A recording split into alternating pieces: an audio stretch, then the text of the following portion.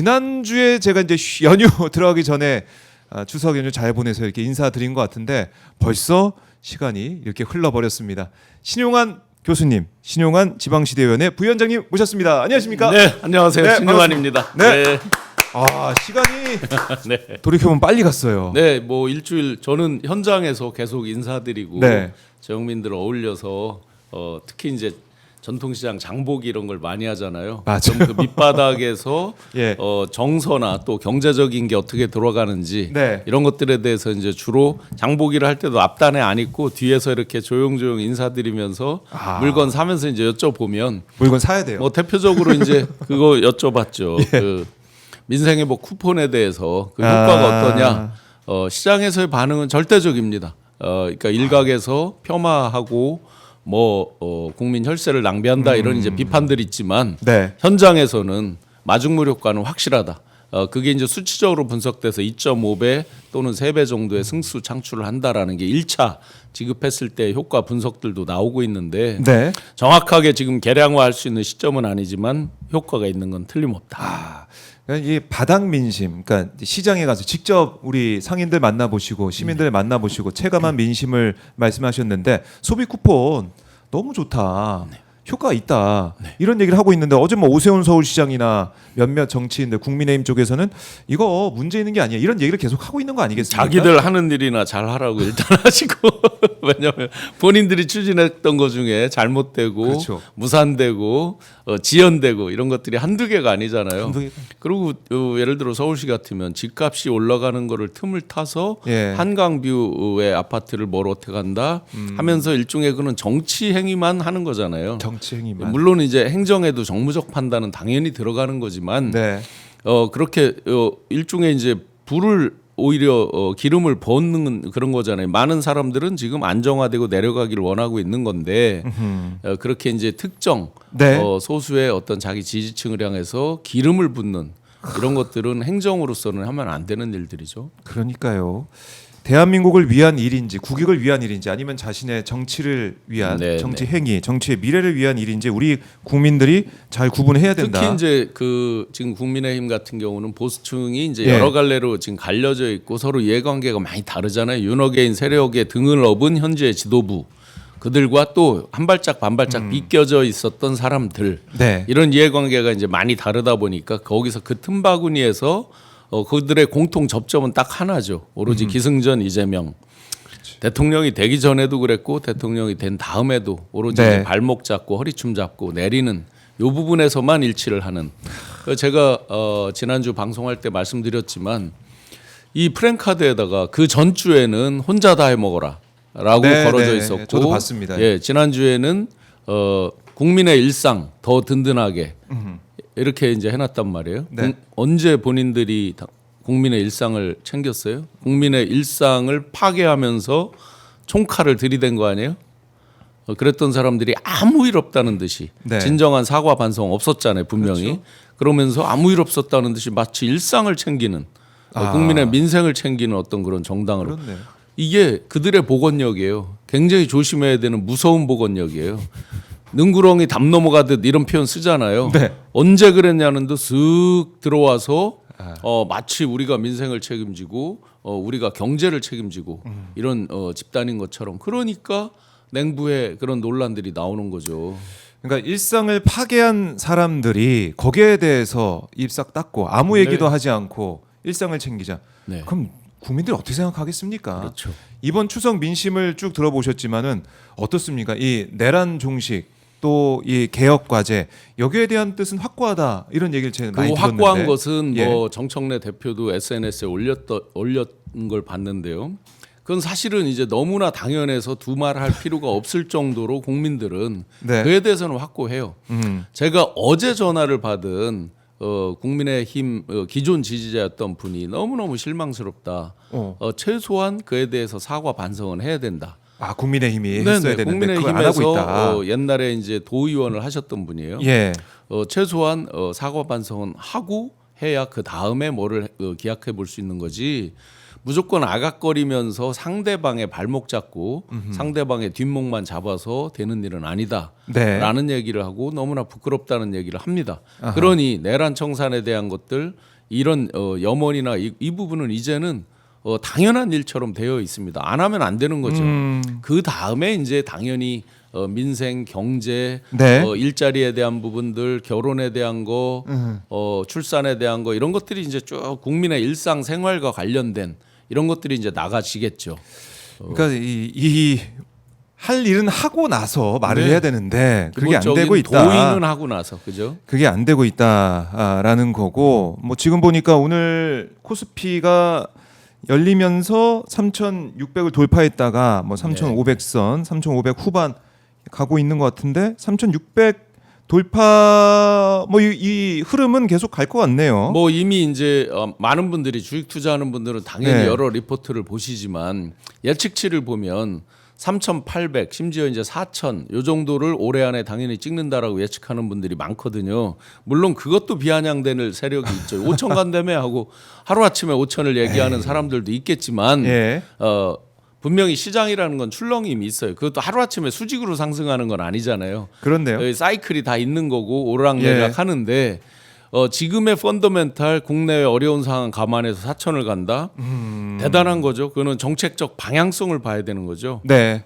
정부에서 어느 방향에 더 가치를 부여하는지를 보면 끊임없이 정부에서는 유동화, 유동자산 이런 쪽을 지금 추구하고 있는 그렇죠. 거잖아요. 예. 부동산에 잠기는 고정화되는 그런 자산에 대한 투자를 가급적 자제를 하고 유동적인 부분에 기름을 부어서 네. 그건 빨리빨리 선순환이 일어나고 국가 경제가 도는 동력이 되잖아요. 그럼요. 그쪽으로 분명히 정책 방향 가고 있기 때문에 투자하시는 분들, 우리 여유자금 가지신 분들은 정부 정책 방향을 보면 딱 답이 나옵니다.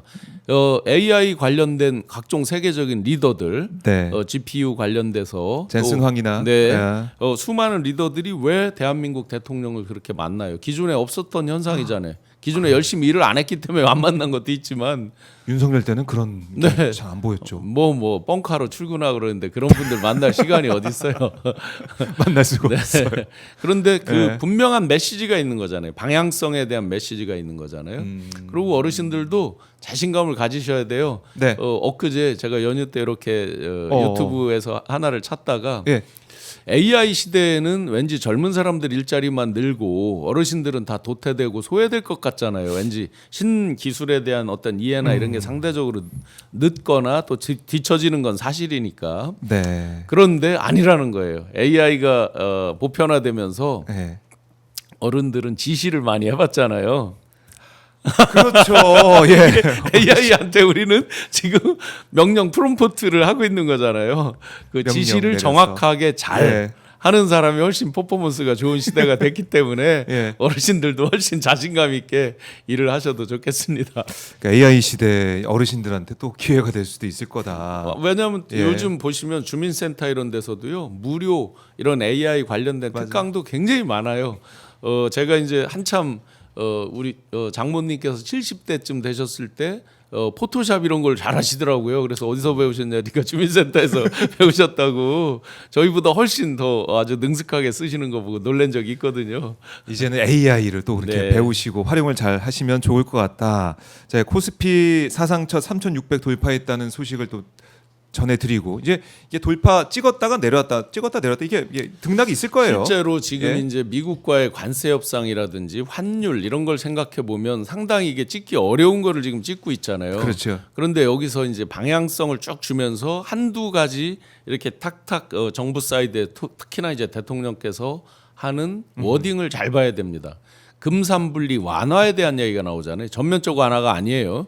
AI라든지 특정 분야, 네. 반도체 관련된 분야 이런 분야에 투자가, 대한 예. 이제 기업들 또 그런 분야의 장점을 갖고 있는 어떤 그런 회사들 그런 군들 네. 에 대해서 금산분리를 완화해야 되는 거 아니냐라는 문제 제기를 한 거잖아요. 기본적인 네. 아젠다를 발제를 한 거죠. 그렇죠. 그러니까 바로 글로벌의 큰 투자 기업들의 자본들이 들어오는 거예요. 아, 한국의 방향이 이 방향으로 가겠구나. 이재명 대통령 때 그런 게 일어나겠구나. 네. 그러면 산업 자본이 이런 자본시장에 세게 들어올 수 있다라는 게 예측이 되잖아요. 그럼요. 예, 그렇기 때문에 이런 방향성 워딩을 잘 봐야 됩니다. 그 저희 추석 연휴 얘기하면서 코스피 지금 들어온 속보까지 정리를 좀 해봤는데, 그러니까 희망찬, 그러니까 희망을 계속해서 가지게 되는 그런 이재명 정부에 대한 평가. 네. 이걸 추석 연휴 때 받고 아쉬웠죠. 사실은 추석 연휴 직전에 3,500을 돌파했잖아요.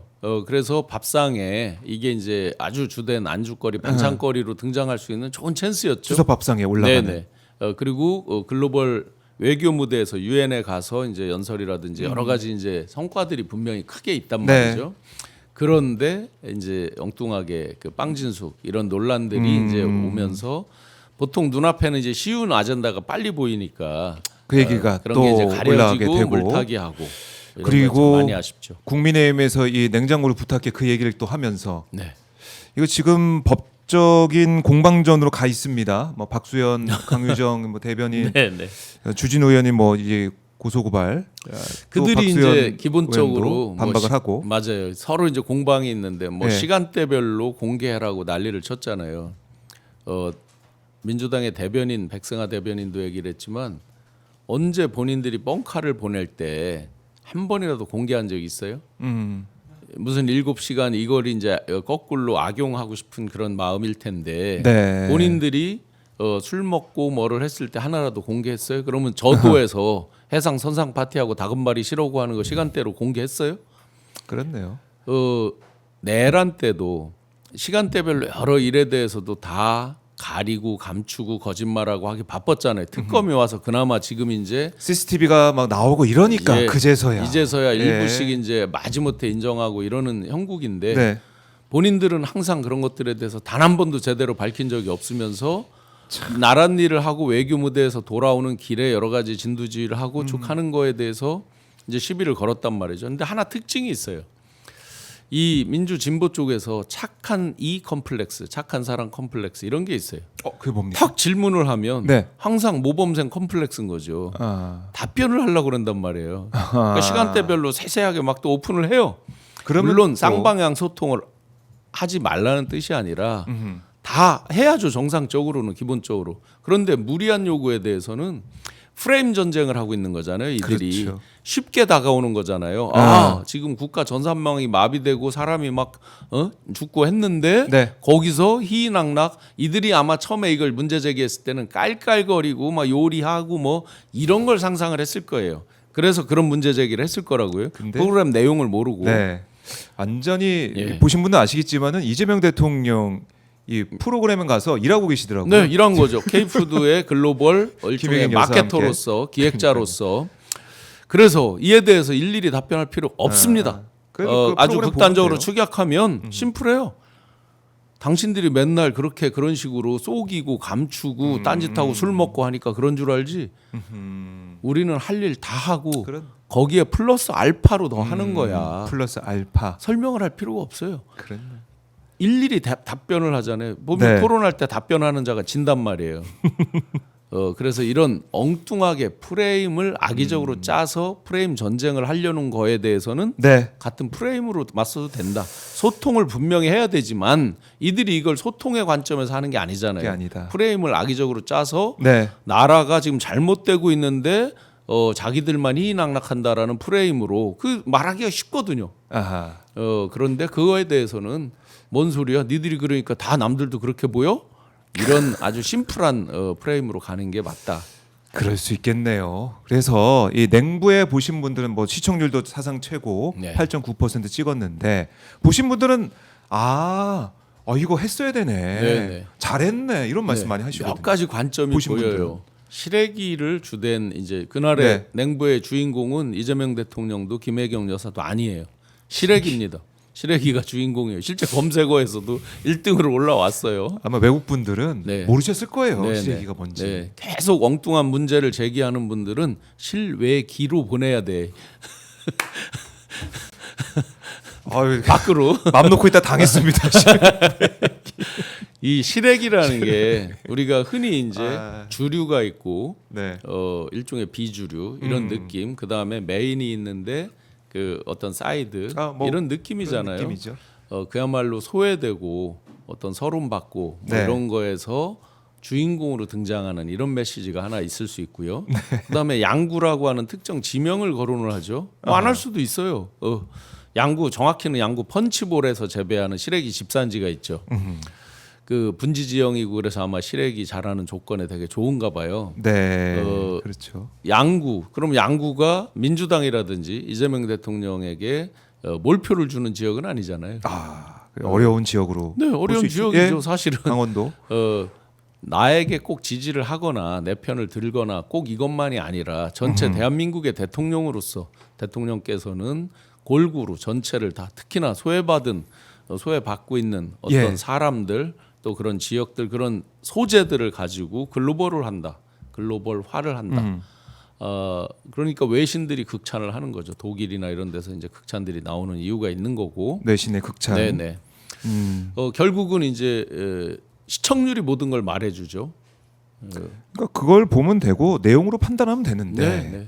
그게 뭐 말도 안 되는 프레임을 짜가지고 공격하는 거. 이제 뭐 시청자분들 저희가 연휴 동안에도 계속 정리해 드렸으니까 네. 확실히 아실 것 같고. 그러니까 추석 민심을 다시 한번 얘기해 보면 내란 종식, 청산 이 말씀을 뭐 기본은 깔고 그건 당연히 기본으로. 깔고 네네. 이제 이 소비 쿠폰이나 아니면 코스피의 상승을 얘기하면서 네. 야 이제 대한민국이 K 민주주의 거기 더 나아가서 K대연 K 문화 또 이 경제 살리는 이런 진심들 이게 추석 밥상에서 많이 논의가 네네. 됐을 터인데 네네. 아직 내랑 중식은 안 되고 이번에 꼭 해낸다는 정청래 대표 말도 있었지만은 담대하게 조용하게 해내는 네. 거 아니겠습니까? 네, 이거 지금 중요한 말씀 두 가지를 다 말씀하셨는데 네. 담대하게 그 담대하게. 누구도 이 공평성, 형평성에서 어긋나지 않게. 그렇죠. 예를 들어 과거의 지위가 높았다, 또 굉장히 핵심 어떤 요직에 있었다 이런 거에 일체 휘둘림 없이 지금 법무장관이 이제 구속영장 청구했죠. 박성재 전 네네. 장관 어제 이런 부분들이 특검이 이제 청구했습니다. 하나의 신호탄이 되고 줄줄이 사실은 또 문제가 되는 사람들이 아직도 많이 남아 있잖아요.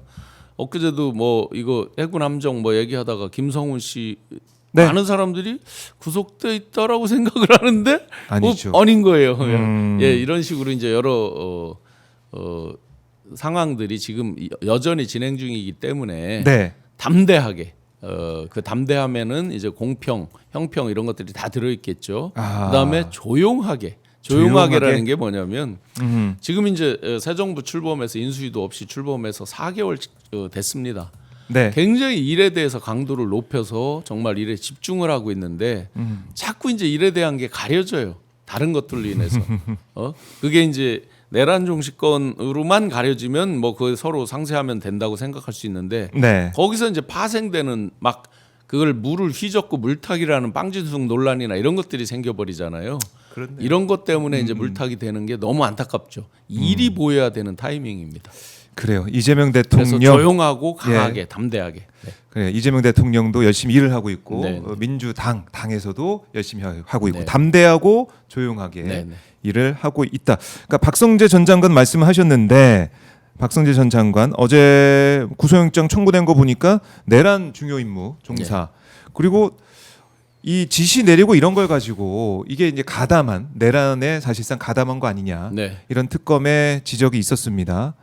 좀 뭐 이게 당연한 수순이다 전 보여지더라고요. 네, 네. 영장 기존의 청구는. 이제 차이점은 네. 한덕수 씨와 차이점은 이제 한덕수 씨는 언론에선 다 부정을 하고 뒤로 돌아서는 상당 부분 인정한 것 같아요. 그리고 진술도 많이 한 것 같아요. CCTV도 나오고 하니. 네. 근데 박성재 씨는 예. 이제까지의 태도나 이런 것들은 대국민 굉장히 오만한 모습으로 비춰지는 게 많았죠. 지하 주차장에서 왜 지하 주차장 기자가 열어줬다고. 들어갈 때 모습과 또 나와서 또 이렇게 기자들 보고 하는 얘기, 말투 이런 에헤. 것까지 포함해서 사실상 다 부인하는 얘기를 하잖아요. 내란 가담에 대한 거를 통상 업무를 했을 뿐이다. 통상 이런 업무라고 주장. 그러잖아요. 그게 어떻게 통상 업무예요? 부당한 지시에 부당하게 종사한 거죠, 아하. 사실은.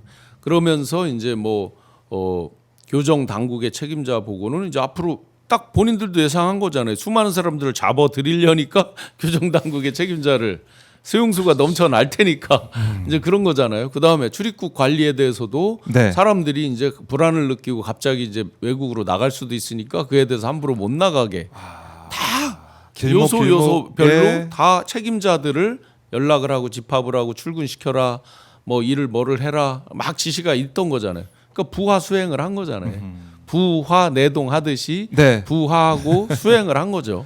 그러게 그렇기 말입니다. 때문에 그런 것들이 객관적인 정황이 다 있잖아요. 네. 아쉬운 점은 사실은 이렇게 됐어야죠. 좀 더 강하게 갔으려면 그 주변에 부하해서 밑으로 지시 내렸던 사람들이 상당수 구속 기소가 돼 있었어야 되는데 지금 교정본부 장만 그렇게 돼 있죠. 나머지들에 대해서 압박 강도가 좀 덜한 느낌이 있죠. 다 대놓고 그다음에 법무장관. 그러면 이제 그다음에는 누구겠다 이렇게 나오잖아요. 아직도 그대로 대통령 가장 턱 밑에서 수행했던 사람들 포함해서 아직 그대로 있잖아요. 그렇죠. 대통령실 사람들은 다 구속되거나 이런 게 아니잖아요. 예. 그렇게 보면 박성재 장관은 저는 구속될 확률은 꽤 높다고 봐요. 일각에서 많은 우려가 있지만 이 사람이 인정을 하지 않고 있고 계속 부정을 하고 있는데 객관적 증거들은 차고 넘치고 있단 인멸이 말이죠. 될 수 있고 증거다 네, 이런 인멸을 것들이. 많이 해왔죠, 사실은. 예. 그런데도 여전히 많이 증거 자료들이 있다. 그런 면에서는 부정을 계속 부인을 하기 때문에 구속될 확률은 꽤 높다라고 보여집니다. 그러니까 지금 보면은 박성재의 영장 청구가 돼서 어떻게 이제 봐야 될 것 같고 뭐 김용현, 이상민, 박성재 이제 그다음은 누굴까? 이상민 장관하고 비교해 보면 이제 예. 구속 가능성에 대해서 자 이상민 장관도 실행을 했고 그게 밑에서 다 수행이 됐잖아요. 그게 증빙이 되면서 구속이 됐어요. 근데 이 사람은 검찰을 또 위에 진두지휘하던 법무장관이라서 구속이 안 된다. 이러면 특검의 존재의의를 상실하는 거죠. 원칙적으로 보면. 그렇죠. 그래서 특검도 더 정신 차리고 더 강하게 더 원칙적으로 임해야 될 거고요.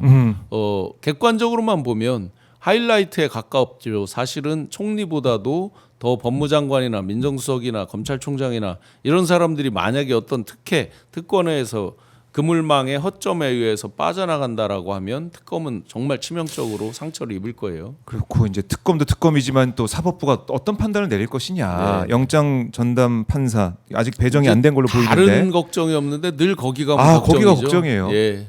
이번에 이진숙 체포적부심 인용이 되는 거 보면서 야 아니 이진숙 당연히 이거 문제가 그렇죠. 있다고 지적을 하면서 풀어준다. 도저히 참 그건 이해가 안 되더라고요, 이해가 저는. 안 되는 판결인 게 한두 가지만 포인트만 예. 짚어볼게요. 체포 적부심이라는 건 체포할 당시에 불법행위라든지 어떤 원인 없이 체포를 했다든지 이런 게 있는지를 보는 거거든요. 네. 체포 이후에 이 사람이 순순히 응했다는 그게 체포 적부심의 판단 사항이 아니에요. 왜 그러냐면 체포를 왜 48시간으로 제한을 해놓은 거예요. 혹시라도 과하게 조사하고 이럴까봐 48시간 이내에 다 조사해서 그 뒤에 구속 송치, 기소 송치를 하든지 풀어주든지 구속영장을 하든지 네. 풀어주든지. 48시간 내에 결정해라는 거잖아요. 네. 그런데 윤석열 체포됐을 때 그거를 우리가 이제 하나를 처음 야 이게 특이하다 이런 걸 봤는데 또 이런 게 있었나 싶었는데. 사실은 구속적 부심은 많이 봤죠. 체포적 부심은 일반인들에게 국민들에게 그렇게 익숙한 게 아니에요. 네. 그런데 이 사람이 판단 내린 거에 보니까 체포 이후에 상당 부분 범죄를 이거 응하고 소명이 됐다라고 판단을 하고 체포 자체는 또 불법이 아니라고 하고 체포 자체가 불법이 아니면 체포적 부심에 풀어주면 안 되는 거죠. 왜냐하면 체포 당시까지의 상황을 놓고 보는 거니까 그렇죠. 원칙적으로 그 뒤에 불거나 말거나는 이 적부심의 대상이 아닌 거죠 원칙적으로 법적으로. 아니 체포영장을 발부했으면서 체포적부심을 인용한다? 이거 참 그렇죠. 이해가 안 되는. 그러면 그 사법 발부한 또 판단. 판사는 뭐가 되는 거예요? 서로. 그래서 법리로도 맞지 않고 현실에도 맞지 않다. 그래서 사법부 개혁이 필요하다. 사법부가 걱정이 된다. 이런 얘기가 계속 나오는 거고 네네. 내란 전담 재판부 필요하다. 네. 큰일 난다. 윤석열 풀려나는 게 아니냐. 네. 이런 우려가 나오는 근데 거예요. 지금 국민들이. 점점 시간은 빨리 한다라고는 하는데 집중해서 빨리 한다라고 하는데 사실은 이제 이 정도 됐으면 빨리도 중요성이 덜해요. 화는 나지만 정확히 이제 해야 돼요. 그래서 이제 그 주기현 재판부에 끊임없는 문제 제기를 했지만 여기까지도 지금도 아직까지 아무 일 없는 것처럼 버텨오고 있는 거죠. 네 감사 결과를 봐도 감사 이 술집 그 자리에 있었던 동행인들 그 얘기를 듣고 아니 부르지도 않은 거 아니에요. 부르지도 않고 공수처가 그대로 그냥. 압수수색하는 거는 다 기각시켜 버리고 아예 그냥 쇼만 한 거잖아요. 그러면서 공수처의 판단을 기다린다고 쇼한 거잖아요. 만약에 그 영장 기각된 거 몰랐으면 세워라 내워라 국민들이 목이 빠져라 그것만 기다렸을 거 아니에요. 그럼 자기들은 미리 다 블로킹을 다 쳐놓고 쇼를 하고 있던 거잖아요. 수면 위에서는. 이런 사법부를 어떻게 믿어요? 그래서 이번 국감 현장 뭐 조금 있다가 전현희 민주당 최고위원 모셔가지고 국감에 여러 가지 얘기를 듣겠지만 조희대 대법원장 네. 똑같은 모든 국민은 법 앞에 평등한 거 아니겠습니까? 똑같이 증인 채택됐으면 증인은 나와야 된다. 당연하죠. 그리고 증인으로서 질의응답 해야 된다. 네. 이건 당연한 건데. 언제 사법부가 무수부리의 성역이 됐습니까? 그들이 말하는 삼권 분립을 그대로 적용한다 그래도 삼권 분립이 진짜 그들이 말하는 대로 기계적으로 적용된다면 나와야 됩니다. 그런데 입법부가 불렀잖아요. 입법부가 불렀고 네, 삼권 분립인데 그게 나와야죠. 입법부의 그 권능으로 불러서 네. 그럼 당연히 그게 아니 사법부입이네. 자기들도 잡아들인 사람들 재판에서 자기들이 형을 때리잖아요. 그게 사법부 고유 권한이잖아요. 그렇네요. 그 입법부의 고유 권한을 불렀어요. 왜 안 나옵니까? 그들이 말하는 몽테스큐의 1750년대의 군주, 네. 절대 군주에 저항하는 기계적인 삼권 분립을 그대로 적용한다고 한다면 네. 나와야죠. 나와야죠. 자, 전현희 최고위원과 더 이따가 사법개혁 얘기를 더 나눠보도록 하고 아까 뭐 다금바리 얘기를 하셨지만은 다금바리회가 공수됐다. 이것도 참 충격적이고 이럴 수가 있나. 제주도에서 다금바리회를 공수해 왔다. 해는 제가 없죠. 해는 제가 없는데. 다금바리 저는 본 적도 없어요 실제로. 네, 다금바리는 비싸죠? 열대어종이라서 네. 사실은 엄청나게 비싸고 그랬는데 베트남 이런 데 가면 많이 먹을 수 있어요. 아, 그래요? 열대어종이라 많아요. 사이즈가 크고 시가 써 있죠, 그죠? 시가. 비싸죠. 뭐 그때 그러니까 그때 이제 2023년 해군 선상 술 파티 의혹을 수사를 김건희 특검에서 하고 있는데 다금바리회가 공수가 됐다. 이걸 내용을 보니까 다금바리회를 떠서 제주도에서 떠가지고 경남 김해공항으로 옮겨왔고 네. 김해공항에서 항구로 이동해서 배를 이용해 저도로 이송했다. 야, 지금 이거 뭐 이제 무슨 작전입니까? 그렇죠. 군사 작전, 007 다금바리 공수 작전인데 예. 예. 이 몇 가지 이제 아직도 오픈 안 된 게 있죠. 사실은 저도에서 해군 함정이라고만 계속 나오잖아요. 어떤 함정인지를 솔직히 모르잖아요, 지금. 네. 어느 사이즈에 어느 사이즈에. 어떤 함정인지를 모르고 그냥 해군 함정 이렇게만 나오잖아요. 네. 그다음에 부대적으로 나온 게 있죠. 귀빈정이라고 부른다는 게 이제 지휘 일종의 전투 지휘 귀빈정. 귀빈정이 이제 뭐 의전할 때만 쓰는 게 아니라 아, 이제 진해 그 해군 본부에 있다는 거 아니에요. 원래 그 평소에 있을 때는 네. 의전하고 이런 것뿐만 아니라 이제 지휘. 주의하는 VIP 정이라는 VIP 뜻이잖아요. 정. 이거 한국말로 풀으니까 이제 귀빈정이 됐겠죠. 그렇네요. 자, 김해공항까지 왔어요. 그런데 이제 저도에 대통령이 계실 때는 보통은 그걸 한단 말이죠. 민간 어선 출입 통제. 아, 예, 그렇죠. 그렇겠죠. 경호상. 몇 킬로를 정하고 뭐 이렇게 했겠죠. 그러면 육로로 오면 또 부산 쪽에 아시다시피 차가 항상 막혀요. 도로들이 많이 막혀요. 네. 그러니까 또 육로로 와도 배로 또 배까지 가야 될 거 아니에요. 네. 그러니까 이제 배로 날랐다는 거잖아요. 배로. 그러면 민간 어선으로는 도저히 안 된 거고 민간 어선을 해도 사실은 문제인데 그러면 남는 게 이제 군에서 통제 가능한 배. 그렇다고 예. 보면 해군 소속의 배 아니면 아하. 그 항만을 관리하는 그 순시선들이 있어요. 아하. 요트로 돼 있습니다. 큰 예. 요트, 대형 요트로 돼 있는 항만을 관리하는 배들이 있습니다. 그런 정도겠죠. 정부에서 통제가 가능한 배. 그렇죠. 자, 그럼 이 엄청 비싼 다금바리네. 보통 배가 한번 출항하면 요트 한강 이런 데 이렇게 출항하면요. 옛날엔 디젤 요트가 많았죠. 100만 원, 120만 원 이렇게 기름값 드는 건 기본이에요. 살짝 이렇게 한 바퀴 그래요? 돌면 막 엄청나게 기름을 많이 먹었죠. 지금은 이제 여러 종류의 배들이 많이 나와 있지만 네. 그런데 이제 그렇다면 우리가 일흥 추정해 보면 뭐 군용 배겠죠. 그러니까 군용 가장 배로. 소리 소문 없이 통제할 수 있는. 네. 그러니까 다금바리는 제가 없고 그거를 나라의 공권력을 이용해서 공적 자산 그런 해군 함정을 전투에 투입되고 네. 훈련에 투입돼야 되는 배가 다금바리 공수작전. 이게 그것도 웬일입니까? 훈련인가? 제 비바람님께서 배달의 해군이다. 네, 아, 이런 댓글을 또 민족의 네. 이게 뭡니까? 킥배송, 킥보수, 킥해군인데. 킥해군인가 이런 생각도 들고 김성훈 전 차장이 얘기하는 걸 들어보면 술은 또 절대 안 마셨다 이런 얘기를 그 해요. 말은 뭐 믿을 수 없는 말이고요. 당연히. 이거 저도 다른 걸 뭐 이렇게 보다가 아니 비행기에도 말통으로 실은 사람들이 비행기에도 PT병으로 실은 사람들이 배에는 안 실었겠어요. 선상 파티 의혹에 대해서 매뉴얼에 따른 관광을 했다라는 게 김성훈 전 차장의 주장. 술은 없었다라고 하고 있는데 다른 건 다 모르겠어요. 술은 없었다는 건 믿겨지가 않더라고요. 그 당연히 안 믿겨지고요. 배 위에서 관광에 매뉴얼이 있나? 그 매뉴얼이 아니 관광하면 요트 관광 뭐 이런 선상 관광하면 술이 빠지겠습니까? 네, 그렇죠. 거기서 회를 먹고 뭐 이런다고 치면 뭐 술, 음악, 뭐 폭주까지 쐈다는 거 보면 음악은 당연히 있을 거고요, 그죠?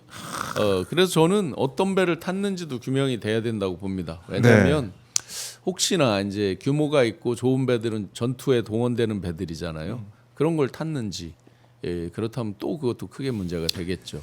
그러니까 하나하나 나올 때마다 어떤 사실 확인이 될 때마다 깜짝깜짝 놀랄 만한 일들이 나오고 있고 여기에 대해서 국민들이 그러니까 잊으면 안 된다는 거예요. 내란 종식 해야 된다는 잊으면 겁니다. 안 되는 것뿐만 아니라 네. 이제 나치 시대에 한나 아렌트가 이제 악의 평범성을 그 뒤에 얘기를 하잖아요. 그러면서 나도 똑같이 나치와 같이 전범이다 이렇게 표현을 하고 거기에 왜 그러냐? 당신이 뭔 잘못을 했어? 그렇게 그놈들이 나쁜 짓을 저지를 때 아무 말도 못하고 나도 그대로 따랐다. 그러기 때문에 나도 죄인이다 이런 거잖아요. 네. 지금이라도 자, 수많은 의인들이 있었습니다. 그동안 수많은 이런 불의에 대해서 맞서서 항거하고 오픈하고 한 사람들이 있었습니다. 그 배가 그렇게 좋습니까? 거기서 먹은 음식이 그렇게 좋습니까? 다금바리가 그렇게 맛있었습니까? 거기서 쏘는 폭죽이 그렇게 즐거웠습니까? 일말의 양심이라도 있으면 같이 했던 사람들 오픈해야죠. 이 정도 탄핵을 당하고 파면이 된 그런 대통령과 함께 했었다 그러면 이제는 사실은 그때 이런 일이 있었고 이러저러해서 나도 굉장히 가책을 느낀다. 21세기 대명천지 AI 로보틱스를 자유롭게 얘기하는 세상이에요. 네. 인공위성 스타링크 이런 것들이 이 지구의 온 구석구석을 다 비추고 있는 시대예요. 이렇게 투명한 시대에 그렇게 자기들만의 장막을 쳐놓고 놀았다. 그게 뭐가 그렇게 자랑스러워 다들 입을 다물고 있습니다. 그렇게 되면 어떻게 되느냐? 악의 평범성, 악의 일상화에 비추어 보면 똑같이 죄인이 되는 거예요. 역사 앞에서. 네. 그러니까 밝혀야 됩니다. 밝혀야 되고 내란에 대해서 우리가 계속 강조하고 있지만 이 특검을 통해서 드러나고 있는 여러 가지 의혹들 네. 이것도 밝혀야 되고 네. 특히 뭐 김건희 특검 뭐 서희건설 얘기도 있었고 뭐 자생한방병원 그런 얘기도 부분도 있었고 사실은 일부 얘기 나오다가 다 그냥 마치 그것만 딱 하고 끝나잖아요. 지금까지 나와 있는 수많은 뇌물 받고 한 일이 지금 한두 개가 아니라는 걸 다 보고 있지만 딱딱 거기서 왠지 분절적 단절적으로 끊어지는 느낌이 들잖아요. 그렇네요. 물론 인력도 제한이 있고 시간도 제약이 있는 건 알고 있지만 예. 우리가 수없이 보고 듣고 있는 수많은 그 사건들에 대해서 정말 광범하게 있는 사실 그대로 다 조사해야죠. 서희건설이고 어디고 간에 뭐가 제대로 나왔다 그러면 다 조사하는 게 정답이죠. 그리고 이제 마약에 대해서는 어떻게 할 거냐. 네. 마약 특검 필요하다. 김중식 특검 필요하다. 이런 얘기도 나오고 한 있는데 발짝도 못 나가는 거잖아요, 사실상. 그러니까요. 이것도 지금 동부지검에 갖다 놓고도 그 자체가 또 어떤 편제를 뭐 맘대로도 못 바꾸고 수사관을 또 제대로 뭐 보강을 하거나 이런 것도 지검장이 있지만 그 자기 마음대로 못 한다는 거잖아요. 이것도 참 이해가 안 되더라고요. 이해가 많이 안 되죠. 이해가 그러면 애초부터 모양 생색만 낸 꼴이 되잖아요. 결과적으로 보면 그런 거에 대해서는 어쨌든 국민 그게 사실이다 말다는 아직은 몰라요. 그렇지만 국민적 의혹이 이 정도로 깊다. 그리고 그 문제 제기를 하는 분들의 말씀을 들어보면 아주 허황되거나 무슨 소설을 쓰거나 이런 게 아니잖아요. 그럼요. 그렇다고 보면 제대로 한번 뚫고 봐야죠. 그러니까 참 이 백혜련 경정이 가서 좀 수사에 투입이 되고 특검이라는 조직을 좀 꾸려가지고 그러니까 검찰에서 하지 말고 특검이라는 좀 우리 국민들이 믿을 수 있는 그런 수사기관을 통해서 상설특검도 좋고 그걸 통해서 하면은 국민들이 들여다보고 수사 열심히 하고 있구나 이렇게 생각도 하고 백혜련 경정도 자신이 수사하지 못했던 것들을 하면서 국민들 앞에 하나하나 소상히 보고를 할 텐데 이게 안 되고 이게 수사가 되는 건지 안 되는 건지 제대로 이게 굴러가는 건지 안 가는 건지 지금 우리가 알 수가 없잖아요. 그렇기 때문에 국민들은 더더군다나 왜 이게 아예 한 발짝도 안 나가지? 이렇게 생각이 되면 이게 나라를 뒤집을 정도로 엄청나게 뭐가 있나? 이런 의심을 거꾸로 하게 되잖아요. 그럼요. 의혹은 더 증폭이 되잖아요. 가릴수록. 그래서 지금은 정말 여러 특검으로 이 뉴스나 시선이 분산되고 있는 건 사실이지만 이렇게 국민적 의혹이 아주 강하게 제기된 이런 부분들은 꼭 네. 조사를 해야 된다. 시간이 가도 조사를 해야 된다. 그러게 말입니다. 잊으면 안 되고 우리가 마음을 놓아서 안 된다 이런 얘기를 하게 되고 지금 보도된 내용을 보니까 한학자 이 통일교 총재 이제 구속돼 있는데 네. 김동연 통일교 부협회장이 공식 이 누리집에 홈페이지에 글을 올렸더라고요. 보니까 어떤 걸 올렸습니까? 구치소 밖 기도 소리가 여기까지 들려 정성이 힘이 된다라는 한학자 총재의 근황을 전하는 모습이 있었고 서울구치소 앞에서 매일 오후 2시부터 5시, 밤 8시부터 10시까지 식구님들의 기도 정성이 이어지고 있다. 이 목소리가 구치소 내부까지 들린다는 거예요. 이 정성이 힘이 되니까 함께 기도 열심히 하자. 뭐 이런 취지 같은데. 한가위 때 김건희 씨가 어떤 메시지 냈습니까? 여러분들의 응원 덕분에 여기까지 버틸 수 있었습니다. 이런 메시지 내잖아요. 그렇네요. 예, 이 저거 뭐야? 참 어머니도 정치를 하시네. 그게 김건희 정치적 메시지, 정무적 메시지를 낸 예. 거잖아요. 자기 한 줌도 안 되는 그 산 사람한테 왜 절을 하고 그래요? 거기서 세뱃돈도 안 주는데 막 가서 뭐 네. 남부구치소 앞에서 세배하고 그러대요 젊은이들이. 이게 정말 자기들 어떤 지지층에 대해서 또 네. 지지자들 신도들에 대해서 내는 메시지겠지만 참담하죠. 일말의 반성의 메시지가 안 나오잖아요. 뭐 때문에 본인들이 그 자리에 가 있는지 겸허하게 아니 이번 연휴가 가장 악몽 같았을 거예요. 왜냐하면 일반 면회가 안 되잖아요. 가족회 안에서만 10월 4일 날 면회를 허용했고 추석 연휴. 예. 나머지가 면회가 안 되잖아요. 이들이 계속해서 변호사 면회, 일반 면회를 하면서 밖에 공기 쐬는 게 네. 자기 방 말고 그 낙으로 아마 굉장한 돈이 있으니까 이들이 많은 면회를 변호사들이 했을 거라고요. 윤석열 때 보니까 그렇게 하잖아요. 네. 요번이 아주 괴로웠을 거예요. 연휴가 길어서. 그런 걸로 보면 계속 연휴가 있었으면 좋겠네. 그렇게 말입니다. 그래서 이 한학자 총재가 면회에 온 이 송용천 협회장에게 뭐 참 어머님께서는 여전히 평정심을 잃지 않으시고 뭐 전 세계와 한국을 위해 해왔던 업적, 가정연합이 해왔던 업적을 많이 알리라. 뭐 이런 얘기를 전하고 있는데 아니 업적 때문에 거기 가 있는 건 아니잖아요. 그렇지. 공과 과가 있는데 공이 있겠죠 당연히. 그 과에 대해서 반성을 하는 시간 아니에요. 네. 그리고 비바람님이 아 이거 소머즈냐 이 기도 소리 어떻게 들렸냐 뭐 이렇게 말씀하셨는데 모르겠습니다. 뭐 이런 얘기를 통일교 쪽에서 계속 하고 있는 것 같고 아니 크게 꽹가리치고 북치고는 해요. 가보면 구치소 앞에 제가 저한테 제보자들 만나러 이제 가끔 면회를 가거든요. 네. 보면은 막 남부구치소 같은데 막 꽹가리치고 엄청나게 확성기 들고 얘기를 해요. 그건 하죠. 예, 제재는 안 하더라고요. 글쎄요, 이 추석 가운데 뭐 이런 일이 있었다라고 정리를 좀 해보고 그리고 이걸 좀 얘기를 해야 되겠습니다.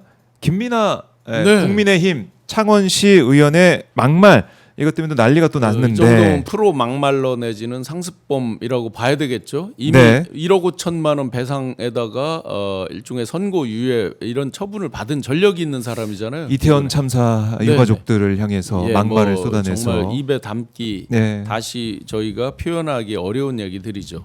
그 그런 시의원. 막말을 담았던 사람이 네. 또 지금 자기들의 어떤 그 수준에 그렇게밖에 안 되는지 정말 입에 담을 수 없는 막말을 썼죠.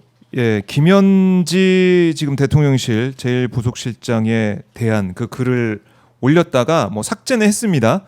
삭제했는데 극우 추적단 카운터스가 김민아 시의원의 그 메시지를 딱 캡처했다가 네. 또 올렸어요. 네, 네. 메시지가 좀 충격적입니다. 충격적이고 이런 생각 어떻게 할 수가 있을까? 김현지 실장을 그야말로 악마화해서 네. 이재명 대통령과 어떻게 엮으려고 하는 네, 그 극우 네. 쪽의 움직임 그동안 보여주고 이제 있는 게 아닌가? 수많은 흑화에 대한 노력, 악마에 예. 대한 시도 이런 것들이 먹힌 거죠. 오랫동안. 그러니까 지금 이렇게 일을 열심히 해도 지지율 이런 게 상대적으로 확확 안 올라가잖아요. 그리고 네. 그들이 41.15%를 얻었던 거에서의 그 어떤 복원력 내지 탄력성 이런 걸 갖고 여전히 지지율이 나온단 말이에요. 그거의 그 저간을 그 깊이 있게 들여다보면 이재명 대통령에 대한 흑화나 악마가 성공을 해온 거죠. 네. 그걸 믿고 지금도 정말 저급한 수준의 입에 담기 참 이걸 뭐 다시 표현하기 어렵습니다. 그런 것들을 버젓이 글에 올렸다가 또 양심에는 찔렸는지 또 바로 삭제를 했지만 네. 다 캡처돼 있는 거죠. 박제돼 있는 거죠. 그럼요. 제가 이제 김현지 지금 부속 실장에 대해서 뭐 아주 친하다 이런 건 아니지만 알고 있습니다. 한 가지 단언할 수 있는 이야기가 있어요. 일이 있습니다. 최소한 저는 이렇게 생각이 됐어요. 네. 제가 인재 영입 15호로 영입이 되고 하는 과정에서 이분들이 역할이 있습니다. 아하. 이 뵙고 제가 느꼈던 거는 뭐냐면 이런 분들이 확고하게 버텨주는 한 이재명 당시 대표께서 대통령이 되겠구나. 그리고 김현지 부속실장 같은 사람들이 있다고 한다면 네. 최소한 어떤 편협된 황당한 의사결정. 왜냐하면 이 직원을 하는 사람이란 말이에요. 그렇죠. 일도 흔들림이 없는 사람이에요. 실제로 기존에 알려졌던 성남 참여연대에서의 그 활동이라든지 성남 시립병원 설립 운동에 대한 활동 이런 건 많이 알려져 있습니다. 네. 기존에 인터넷이나 이런 데 알려져 있고 그런데 그 뒤에 최근 들어서 제가 보고 직접 느꼈던 여러 에피소드들을 보면 신용환 부위원장님이 직접 느낀 김현지 네. 실장. 일도 흔들림이 없는 사람이에요. 예를 들어 불의하거나 정도에서 어긋나는 것을 했을 때 이분이 입을 닫고 피하고 뭐 적당히 네네네 하면서 넘어가는 스타일이 아니에요. 정확하게 지적하고 아닌 건 아니라고 하는 사람이기 때문에 네. 뒤집어 보면 이재명 대통령 곁에 반드시 이런 사람이 있어야만 하고 이런 사람이 있는 한 사실은 황당한 사건이 터질 리가 없다라고 확신을 합니다. 단언을 할 수 있습니다. 오히려 역할을 제대로 할 사람이다. 조금 우리 그냥 일반적으로 표현할 때 왜 바늘로 찔러도 피도 안 들어간다 이 말이 나쁘게 쓰일 때가 있잖아요. 이런 때는 좋은 쪽에 쓰이는 거죠. 이런 참모들이 곁에 포진돼 있기 때문에 일도 이렇게 거의 뭐 언제 자는지 모를 정도로 일이 이렇게 돌아가는 거고 이런 참모들이 버틴다 그러면 주변에 절대로 황당한 사고가 터질 리가 없다라고 네. 생각이 됩니다. 이들은 거꾸로 이렇게 말을 하는 거잖아요. 이 일을 공격하는 사람들은 네. 공동체로서 함께 뭐를 해서 서로 같이 해먹은 거 아니냐라고 지금 계속 황당한 말을 하고 있는 거잖아요. 그런데 이제까지 몇 년 동안을 털었을 때 관련됐거나 함께 뭐를 했다라 황당하게 어떤 불법적으로 이런 게 나오질 않잖아요. 그런 정도로 이 사람들이 신독이라 그러죠. 누가 보든 안 보든 네. 아주 정확하고 깔끔하게 자기 자신을 제어하고 이런 부분에는 철저하게 훈련돼 있는 분들이에요. 성정으로도 굉장히 강직한 분이에요. 그런데 지금 이 공격의 포인트 국민의힘은 김현지 실장으로 완전히 잡아놓고 국감도 아마 이제 김현지 국감으로 하려는 것 같은 이분이 느낌 들고. 성격이 뭐 겉으로 드러내고 정치를 하고 막 이런 성격이 아니다 보니까 네. 경력부터 이런 것들을 상대적으로 이제 덜 오픈하고 말씀을 안 한 게 있겠죠. 실제 술부도 많이 타고 하는 이제 그런 스타일이셨는데 네. 그러다 보니까 이제 약간의 신비감 같은 게 있겠죠. 그게 공격하기 좋은 거잖아요. 보면 드러나지 항상 않는. 많이 드러나 있는 사람은 공격할 게 별로 없죠. 그래서 이제 공격을 이렇게 하는데 네. 어떻게 될까요? 제가 아는 공격? 한 역대로 부속실장 이제 국회로 끌어내는 게 이들의 목표잖아요. 부속실장이 국회에 나온 적 없습니다. 단 한 번도 없습니다. 자기들도 나온 적이 없어요. 자기들도 본인들도 대통령에 대한 모든 문서 수발부터 기밀을 가장 많이 알고 있는 사람이잖아요. 그래서 그게 가장 많은 기밀과 국가 비밀을 알고 있기 때문에 안 나온 거예요. 자기들도 그렇게 해서 안 나온 거예요. 나올 이유는 없어요. 네. 정확하게 보면. 그리고 지금 4개월을 오면서 그렇게 취급될 만한 일이 없어요. 지금까지. 지금 어떤 4개월 동안 오면서 어떤 비리로 지적되거나 특정될 만한 일이 있었습니까? 없었죠. 어떤 그런 루머로 시달려서 이거 반드시 조사를 해야 되겠다는 일이 4개월 동안 있었어요? 국정을 이끌면서는 없었어요. 그러니 나올 이유 없어요. 그런 부분에 대해서는. 그래서 지금 송원석 원내대표는 저 네. 어제도 지적을 했지만은 다른 상임위에도 나와라. 뭐 논란이 있으니 네네. 운영이 말고 다른 상임위 원래는 운영이죠. 원래 운영인데 다른 상임위에 운영이에요. 자기의 본류의 상임위를 안 나가는데 다른 상임위는 왜 다른 나가요? 상임위 뭐 인사에 개입했다는 의혹 뭐 이런 게 있지 않느냐 이렇게 하면서 김현지 실장을 다른 상임위에도 불러내겠다 뭐 이런 얘기 하는데 제가 볼 때는 그냥 공격을 위한 공격, 비판을 위한 비판, 비난을 위한 비난 이걸 좀 하는 것 같아요. 인사에 개입했다는 의혹 이런 식이면 예. 김건희 씨부터 국힘의 대부분의 의원은 상시적으로 출석을 해야 돼요. 김건희 윤석열 나와야겠네요. 당연히요. 아니 제가 조사받은 것도 있고요. 창원지검에서 조사받았던 어떤 의혹 인사에 네. 대한 뭐 수도 없이 있어요. 그럼 상시적으로 나와야죠.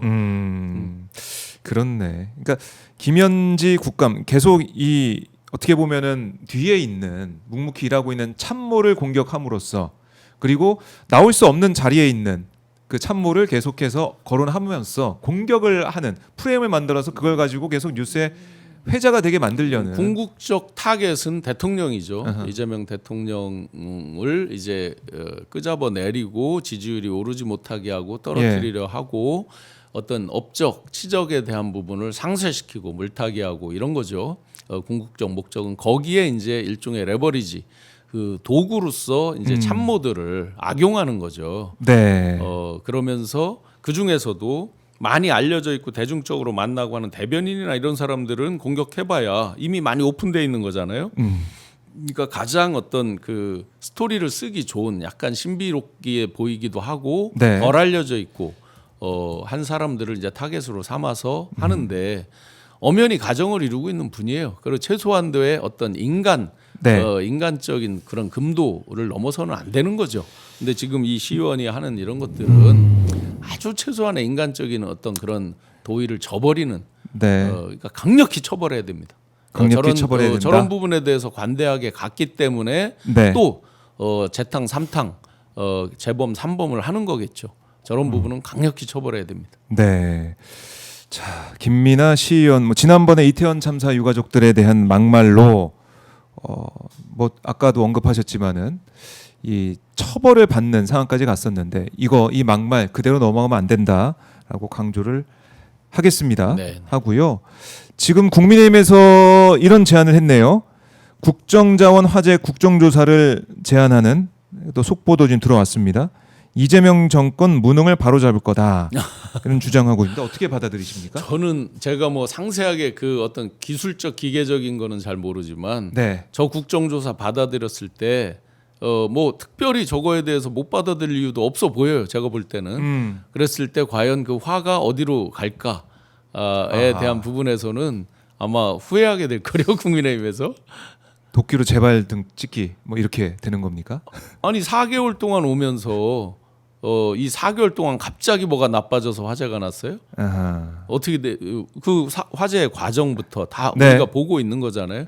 저들이 오로지 그 주목하는 건 그건가 보죠. 냉부해 그 시간대 그것만 놓고 보는 건가 보죠. 이른바 그 48시간 그 얘기만 하려고. 네, 그건가 보죠. 참 저급합니다. 그러니까 이게 이제 예산이 제대로 쓰여지지 못했기 때문에 대비를 못했다. 이 얘기가 초반부터 나왔었는데 네. 그 예산 그럼 왜 안 준 겁니까? 왜 제대로 안 된 겁니까? 다른 R&D 예산 대폭 삭감하고 쓸 자리 다 삭감하고 네. 캄보디아 이런 데는 7억 달러, 15억 달러, 30억 달러 막 나가고 아프리카 ODA에 100억 불까지 뭐를 늘린다. 뭐 별의별 엉뚱한 물론 모든 곳에 돈이 국가의 곳간이 넘쳐나서 다 쓸 수 있으면 좋겠죠. 우선순위가 있고 한 건데. 제한된 자원을 가지고 우선순위를 갖고 국가 경영을 하는 거잖아요. 이들은 통치만 했죠. 자기들 하고 싶은 그렇네요. 대로. 그러다 보니 우선순위 이런 게 아예 개념이 없어요. 제일 중요한 데이터 보호. 네. 카카오톡 사태를 보면서도 먹통 사태를 보면서도 준비를 안 그러면서 했다. 민간에 대해서는 온갖 저기를 다 퍼부어 놓고도 본인들은 이미 그게 이제 민간에 벌어진 걸 봤는데도 대비를 안 하고 예산에 대해서 책정을 안 한다. 네. 더 이상 뭘 갖고 따지겠어요. 그래요. 이 국정자원, 이 국정조사 모르겠습니다. 이게 과연 국민의힘에 도움이 될까 이런 생각도 들고. 아니 그러니까 분명히 부메랑으로 네. 이 무게 추가, 저울 추가 어디로 기울지 뻔히 아하. 예상이 됩니다. 그러게 말입니다. 자, 정청래 민주당 대표가 오늘 이제 회의에서 계엄에는 침묵한 자들이 예능에 눈 흘기며 분노를 했다. 윤석열 때문에 잃어버린 3년 국민 분노를 국민의힘이 모른 척하고 있다. 이렇게도 꼬집었습니다. 제가 보니까 예능에 눈도 흘기지 않고 미리 자기들은 희낙낙 웃어가면서 음식 만드는 걸로 예단해놓고 방송을 안 본 것 같아요. 정말로 국민들이 봤습니다. 정말로 유치하다. 예. 진짜 지적하고 국정 파트너로서 아하. 이런 글로벌 경쟁에서 지금 뭐 미국, 일본 여러 가지 정세가 정말 힘들잖아요. 이런 걸 놓고 우리가 어떻게 대한민국을 끌고 갈지를 같이 고민해도 시원찮은데 건전한 비판 다 받아들일 수 있습니다. 얼마든지. 네. 근데 지금 그냥 우리 일반적인 걸로 비하자면 마치 말꼬리 잡는 거 이상도야도 아니잖아요. 그 할 일을 수준인 것 안 같아요. 하면서 뭐를 했다라 그러면 이해가 되죠. 심지어 누구는 팩트 확인도 안 하고 냉장고를 옮겼네 말았네. 아니 집에 있는 거 갖다 경호처에서 요리했습니까? 뭐 어떻게 옮기냐 뭐 이런 어? 얘기를 집에 있는 거 갖다가 요리했습니까? 이준석 그거? 대표가 또 하기도 했었죠. 네. 아 참. 그러니까 너무나 저급합니다. 어떻게든 이 비난을 해서 비판을 끌어내리고 네. 꼬투리 잡고 이래야 된다는 생각이 강한데, 그러니까 국민들의 민심, 국민의 목소리를 제대로 안 듣고 있는 거예요. 이거는 마지막 확실히. 저기만 하나 말씀드려 네. 보면 이 연휴가 조금 길었죠 상대적으로. 이런 때 뭐를 해야 되느냐. 본인들이 서울역에도 못 나갔잖아요. 보수의 복원력을 제가 약간 비꼬아서 말씀드렸습니다. 그 보수의 이제까지 복원력은 뭐냐면요. 아유 기다려봐. 윤상현 의원이 말한 거 있죠. 때 되면 다 우리한테 와. 쟤들 똥볼 찰 거야. 똥볼 차면 그 다음에 우리 순서로 돌아와. 오로지 이게 복원력인 거예요. 그런데 그거는 현상이죠. 물 위에 떠 있는 현상이죠. 그렇죠. 지금 보수의 가치 철학 이런 것들 다 무너진 지 오래입니다. 뭐가 보수의 가치 철학인지를 몰라요. 본인들이 늘상 때만 되면 얘기하던 거 있잖아요. 노블리스, 오블리제, 국민에 대한 무한 책임 뭐 이런 거 있잖아요. 네. 온데간데 없습니다.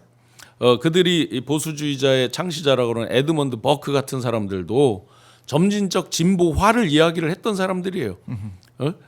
그러면 이런 기간에 뭐를 해야 됩니까? 윤어게인의 그 망상에서 벗어나서 진짜 다시 한번 우리가 베이스를 다시 다지고 새 출발하겠습니다. 네. 라고 나와야지 살짝 분칠해서 국민의 일상 더 든든하게 이런 현수막 가지고 국민들이 진짜 속을 걸로 생각한다?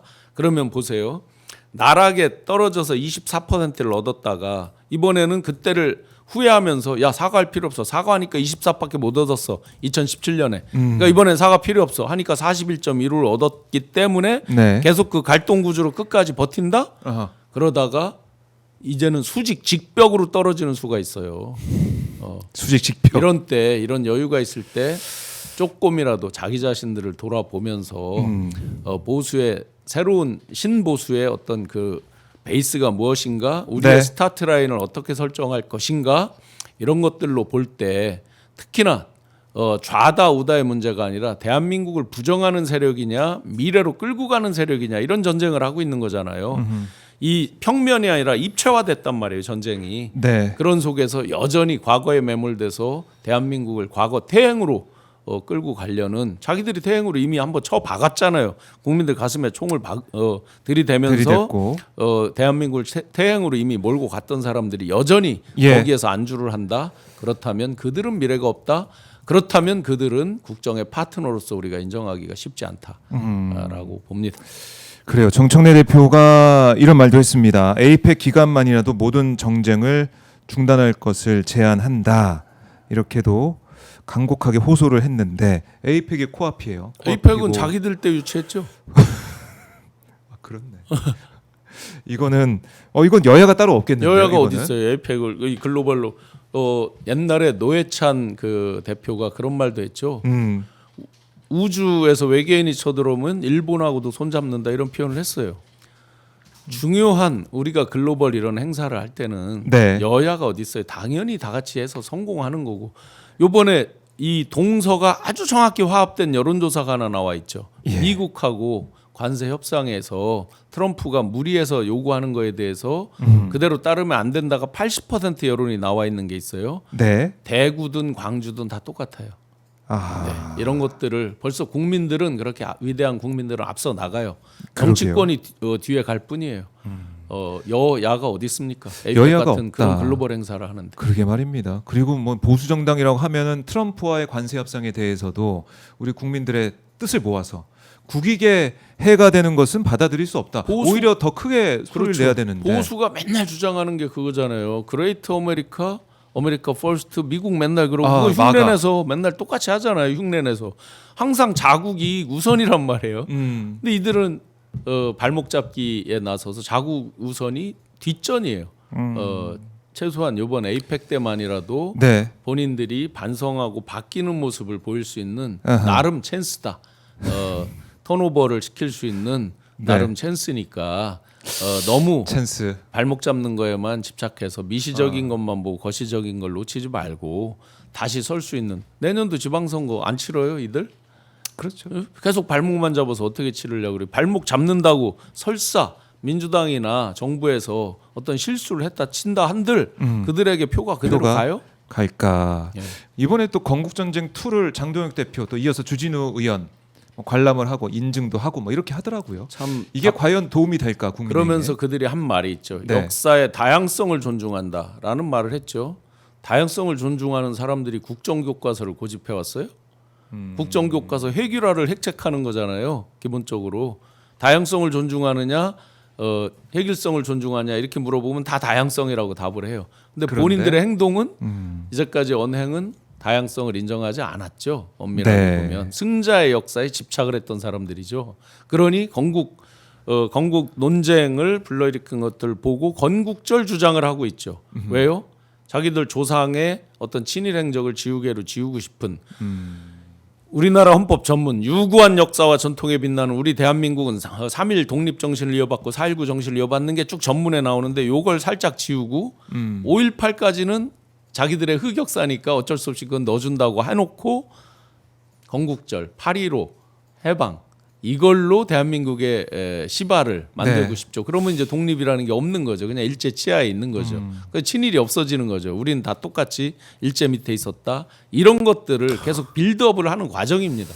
뉴라이트랑 똑같습니다. 그 연속 선상에 있는 겁니다. 예, 참 글쎄요. 이 건국전쟁 2 이걸 보면서 특히 이제 제주 4.3에 대해 이게 뭐 공산주의자 이런 얘기를 하면서 네. 우리 정치권에서 그리고 법을 통해 가지고 특별 법안이나 이런 걸 통해 가지고 정리가 된 거 아닙니까? 그럼요. 무고한 시민들을 국가 권력이 함부로 대하고 목숨을 앗아간 그런 사건이라는 것이 다 정리가 자기들의 됐고 조상들이 했던 그런 악행에 대해서 부끄러운 거죠. 그러니까 부정을 못하고 계속 그걸로 밀고 가는 스스로 그냥 인정해버리는 꼴이라고 보면 될 것 같습니다. 그래요. 이제 사과와 반성이 없는 지금의 모습이나 네. 이런 역사와 어떤 전통을 대하는 모습이 똑같다. 이들이 하는 그 인식의 수준이 똑같다. 예. 그래서 사실은 이제 민주 진보에서도 가치 철학적 베이스에 대한 논쟁과 그런 교육에 대해서 강화를 해야 되는 시점이 된 거죠. 한동안 놓고 있었단 말이죠. 민주화라고 하는 네. 가장 지고지순한 가치를 실현했다라는 거에서 방심을 하고 있던 거죠. 우리 아테나서님이 지금 미국에서 이제 보고 계신데 장동혁 자기가 극우라는 것을 인정한 거다. 훌랄랄님은 내란당들은 속으로는 잘못된 거 알면서 극우들 보고 가야 되니까 표를 얻으려니 어찌하리요 이런 말씀도 하고 계시고. 그래서 윤어게인이에요. 그 당은 네. 한치도 벗어나지 않아요. 윤어게인이다. 네. 그걸로 정리가 된다. 네. 그러게 말입니다. 메이트메이드님 국민의힘은 반체제 세력입니다. 이렇게도 꼬집어 주셨습니다. 참 이 뭐 분노를 하게 되는 그런 말씀을 좀 드렸지만 그래도 기분 좋게 마무리하자면 코스피가 지금 보니까 3,600선을 다시 넘어서서 네, 3,604 가고 있는데 이 추세가 좀 이어지고 있다는 게 눈여겨 봐야 될 대목이네요. 뭐냐면 이거는 이제 네. 그동안 우리 국민들이 있는 유동 자산을 이제 증시로 끌고 들어오는 측면 거기에 플러스해서 이제 왜 대통령께서 그 말씀하셨잖아요. 동학개미들 서학으로 가는 게 이제 탈출은 국장 탈출은 지능순인데 거꾸로 국장의 복귀가 이제 지능순이다. 네. 국장 복귀 플러스 진짜 순수한 외국자본들이 들어오기 시작하는 거죠. 이제 뭔가 추세가 바뀌고 이제 정말 우상향하는 그런 가운데 있는 게 아니냐. 여전히 아마 우리가 저거로 뭐 여러 이제 지표들이 있죠. 에비타 베이스도 있고 뭐 PBR 베이스도 있고 많은 베이스들로 봐도 네. 여전히 코리아 디스카운트에서 아직 벗어난 상황이 아니에요. 그러니까 한참 더 올라갈 탄력성이 있습니다. 알겠습니다. 코스피 얘기로 좀 기분 좋게 마무리를 네. 해보도록 하고요. 오늘 교수님, 우리 부위원장님 말씀 잘 들었고 끝으로 가시기 전에 시청자분들께 못다한 말씀 있으면 듣고 이 마무리하겠습니다. 명절 때 늘 한가위만 같아라 이렇게 우리 덕담 하잖아요. 맞아요. 정말 많은 일들 사건 사고도 벌어지고 답답한 일 많습니다. 그렇지만 우리 일상에서 늘 한가위만 같으시기를 소망하면서 연휴가 끝나지만 내일하고 모레 또 있습니다. 쉴 수 있습니다. 더 즐거운 마음으로 함께 하시면 좋겠습니다. 네, 고맙습니다. 부위원장님 말씀 잘 들었습니다. 네, 고맙습니다. 네, 감사합니다.